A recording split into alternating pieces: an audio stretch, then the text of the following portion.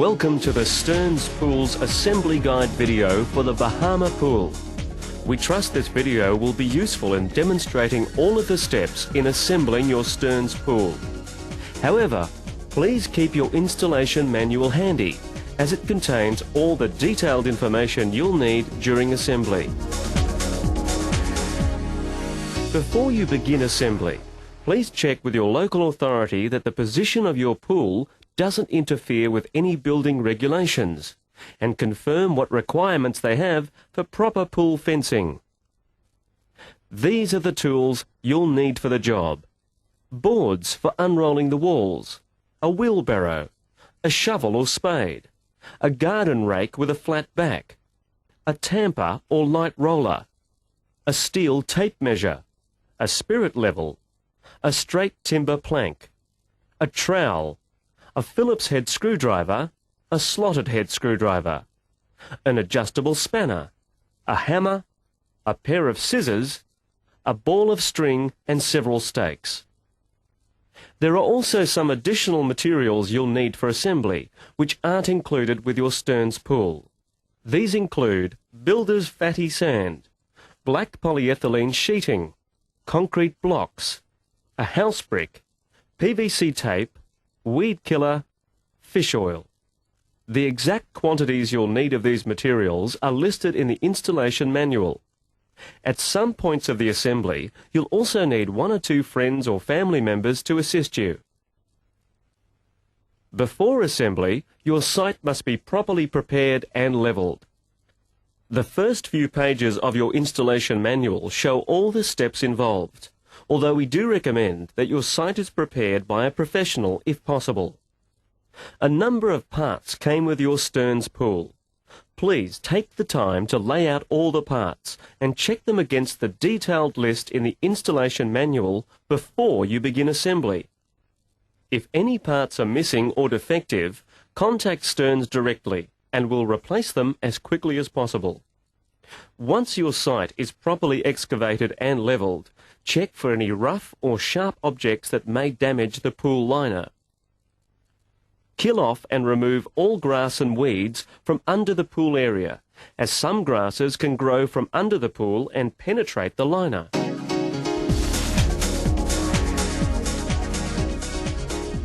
Look carefully at the dimensions and layout for the Bahama model you purchased. All the dimensions are in millimetres.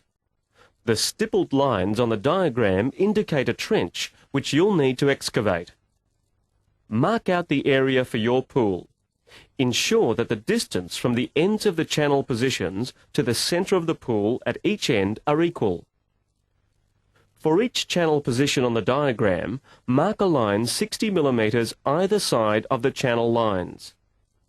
Dig a trench between these lines to a depth of approximately 140 millimetres for a 1200 millimetre deep pool, or 160 millimetres for a 1370 millimetre deep pool.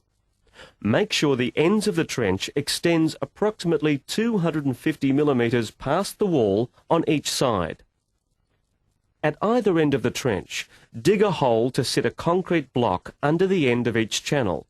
The block should be approximately 400 millimetres by 200 millimetres by 100 millimetres. Place a concrete block in each hole, making sure that the top surface of the block is level with the bottom of the trench. The correct position of the concrete block can be found by laying two joined channel pieces on the ground. Place the channel pieces end to end and position the channel joiner as shown. Fasten these together with nuts, bolts and washers. After all bolts have been positioned, tighten them fully.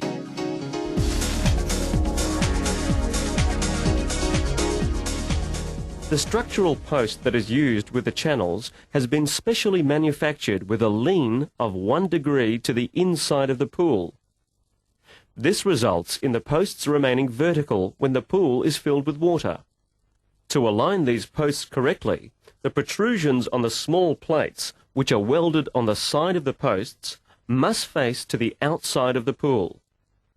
Place the structural post into the assembled channel as shown. Using the two large bolts and washers, fix together through the bottom of the channel into the bottom of the post. Loosely insert the 4 small bolts, nuts and washers through the tabs on the post and through the channel. Then tighten all the nuts.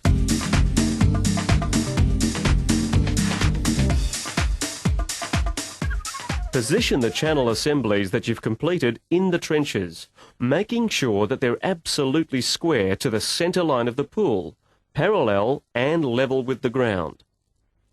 The tops of the exposed bolts must be level with the ground. Fill in around the channels with builder's fatty sand and pack hard until level with the ground surface.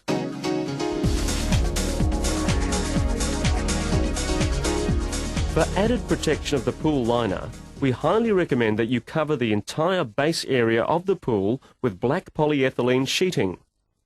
Now dump the required amount of builder's fatty sand on top of the sheeting within the pool area, but don't spread out the sand just yet. Slide the bottom post plate onto the non-structural post so that the 3 lugs on the bottom post plate are on the inside of the post and secure with 3 screws from the outside of the post. The bottom of the post is the end with the rectangular holes.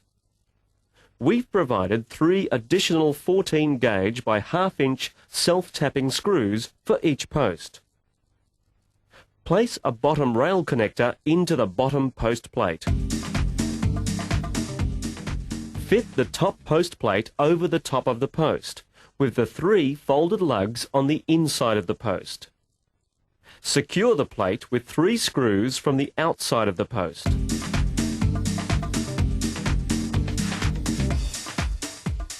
Slide the non-structural post assemblies which you've just completed over the structural posts, which are attached to the channels as shown.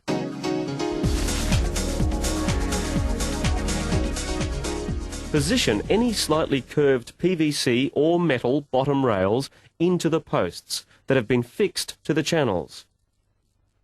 Lay out the curved bottom rails around the remainder of the pool to match the radii previously marked on the ground.